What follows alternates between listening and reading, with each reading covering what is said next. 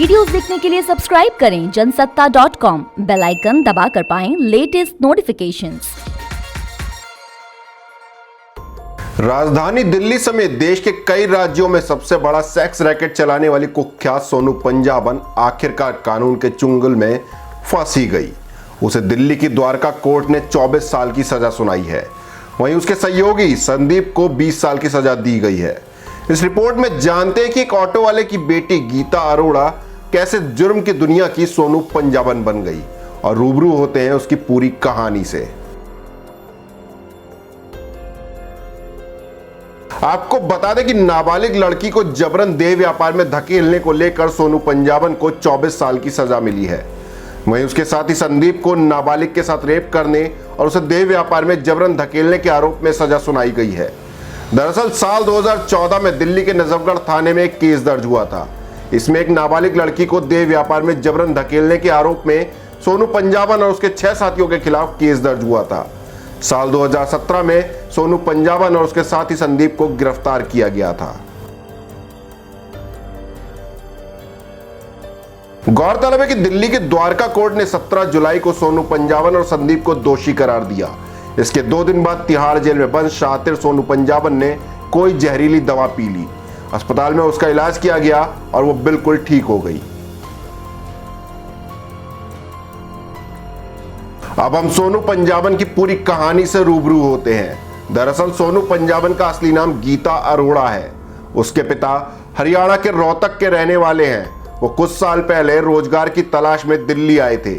वो लक्ष्मी नगर में रहने लगे और ऑटो चलाकर परिवार का पेट पालते थे। बताया जाता है कि 10वीं पास करने के बाद सोनू ने ब्यूटी पार्लर खोला और कुछ समय बाद वो जिस्म फरोशी करने लगी।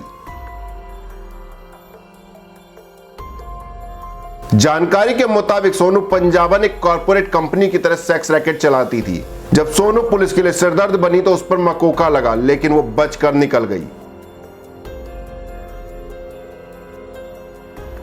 महज 17 साल की उम्र में सोनू ने हरियाणा के हिस्ट्री सीटर विजय से शादी की। वो यूपी के गैंगस्टर श्री प्रकाश शुक्ला का करीबी था। यूपी एसटीएफ ने विजय को 2003 के दौरान हापुड़ में मार गिराया। इसके बाद सोनू ने पावर और पैसे के लिए सेक्स रैकेट शुरू कर दिया। फिर आपराधिक संरक्षण के लिए उसने बदमाश दीपक सोनू से शादी कर ली। वो भी पुलिस मुठभेड़ में मारा गया। फिर उसने दीपक के छोटे भाई हेमंत से शादी की, लेकिन 2006 में वो भी पुलिस एनकाउंटर में ढेर हो गया। गीता अरोड़ा यहीं से सोनू पंजाबन बन गई। वो हेमंत के दोस्त अशोक बंटी के नजदीक आ गई, जिसने उसे बड़े पैमाने पर सेक्स रैकेट चलाने का आइडिया दिया। आपको बता दें कि कुछ समय बाद अशोक भी पुलिस के हाथों मारा गया, लेकिन तब तक सोनू का काला कारोबार नई ऊंचाइयां छू चुका था। कंपनी की तरह उसने कई लड़कों को दलाल के तौर पर रखा था, जिनका काम कम उम्र की लड़कियों को फंसा कर लाना था। इनकी सैलरी 25 से 75 हजार रुपए महीना तक होती थी। बताया जाता है कि सोनू पंजाबन ज्यादातर लेन देन ई वॉलेट के जरिए करती थी, जिससे पुलिस को सबूत न मिले। सोनू पर मर्डर समेत कई केस दर्ज हैं, लेकिन उसे सजा पहली बार मिली है।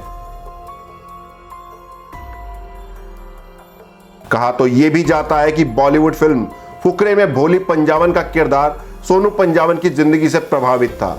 ये रोल एक्ट्रेस ऋचा चड्ढा ने निभाया था और उन्होंने खुद एक इंटरव्यू में इसका खुलासा किया था। इस रिपोर्ट में हमने आपको सोनू पंजाबन और गीता अरोड़ा की पूरी क्राइम हिस्ट्री बताई। साथ ही उसके गीता अरोड़ा से सोनू पंजाबन बनकर जुर्म के दलदल में धंसने की कहानी से भी रूबरू कराया। आपको हमारी ये रिपोर्ट कैसी लगी, कमेंट बॉक्स में जरूर बताएं। देश दुनिया की और भी खबरों से रूबरू होने के लिए बने रहिए जनसत्ता के साथ।